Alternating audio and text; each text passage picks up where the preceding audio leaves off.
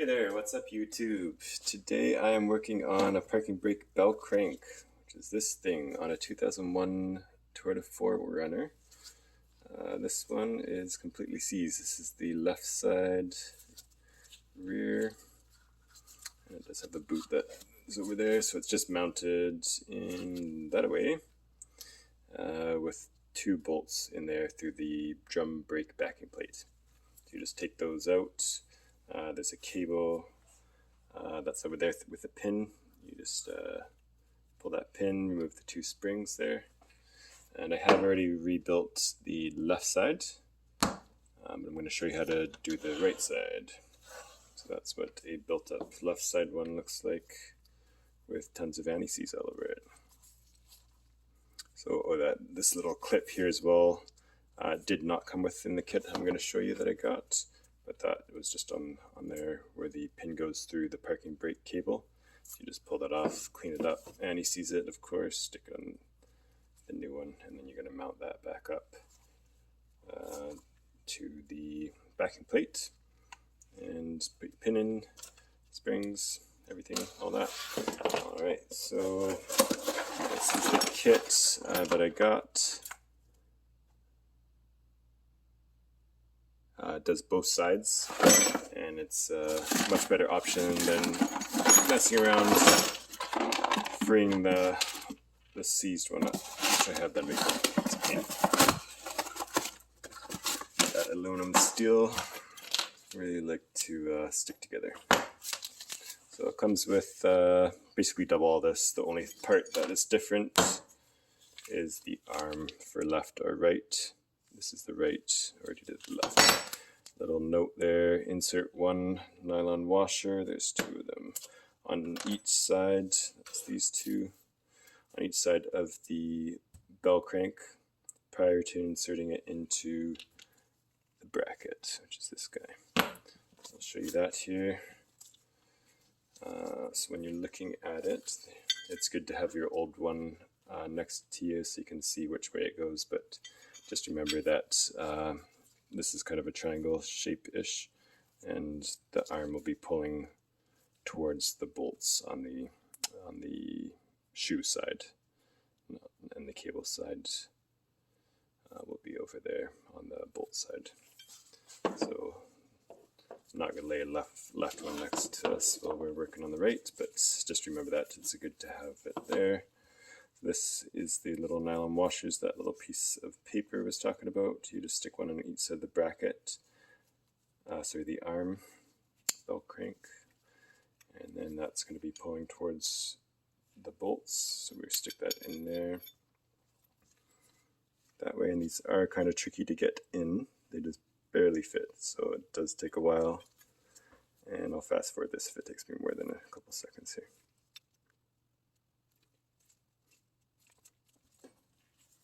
Use a pen or pencil in there to straighten that one out. I did put some anti-seize on them as well, just on the arm, everything.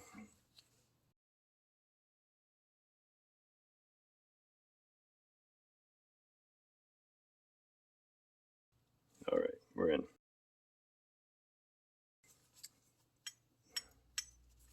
We're going to put a pin in there.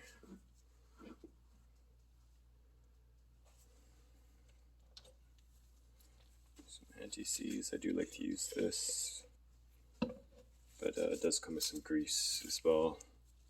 It's probably about as much as I would want to put on one side, but you probably could stretch it and do both sides. But I like to use the anti-seize instead. Stick that in there. This horseshoe clip.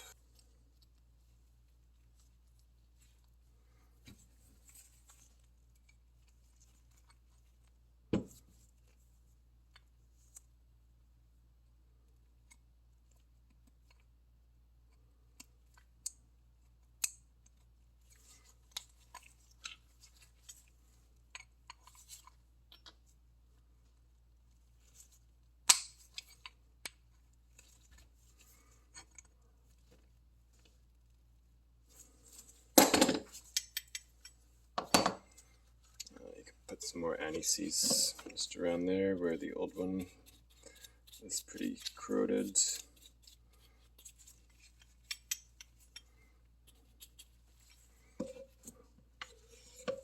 Even down inside here.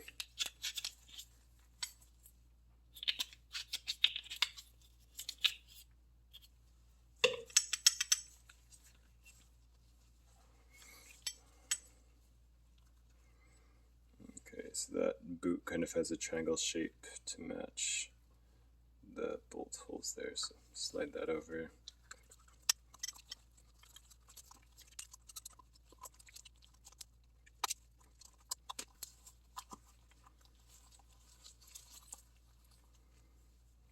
There you go. Alright, so next there is the little clip you would pull off from your old one and stick it on the same way it came off. The stop bolt here, more anise, and you would lay your old one next to it. This is the left side here, but just put it about the same. You can adjust it once it's on the vehicle. Enough. Finish that. There. So you bottom out on the nut. You don't have to tighten that yet. Just don't forget to adjust it when it's back on the vehicle. These are the two mounting bolts. Where's that? Wait. Keep those on. Okay, then the lock washers you can drop on there. At this point, you would be ready to install that onto the vehicle. Just mount it. Make sure it's all clean where you're mounting. Torque those. They're an 8mm bolt, so about 18-20 foot-pounds max. Alright, just put anti-seize on all the rest of the springs, the brake cable, parking brake cable pin, and cotter pin. So that would be mounted. You would connect your cable up through that way. It has a little yoke that goes over top of there. Pin it in there, shove your cotter pin in, make sure it's fully seated over there. You could, at that point, before you put your springs on, or after, it's not too big of a deal, but you could adjust your stop. Just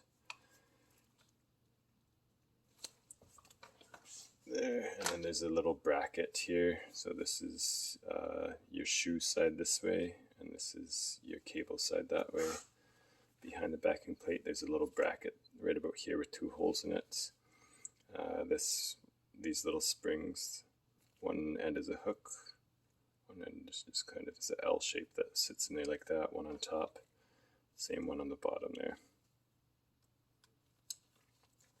So you would hook those in that way, and then just use your pliers to pull those over into the holes in that bracket right there. And there you have it. Don't think I'm missing anything. If I am, just mention it in the comments. Thank you for watching, and have a good day.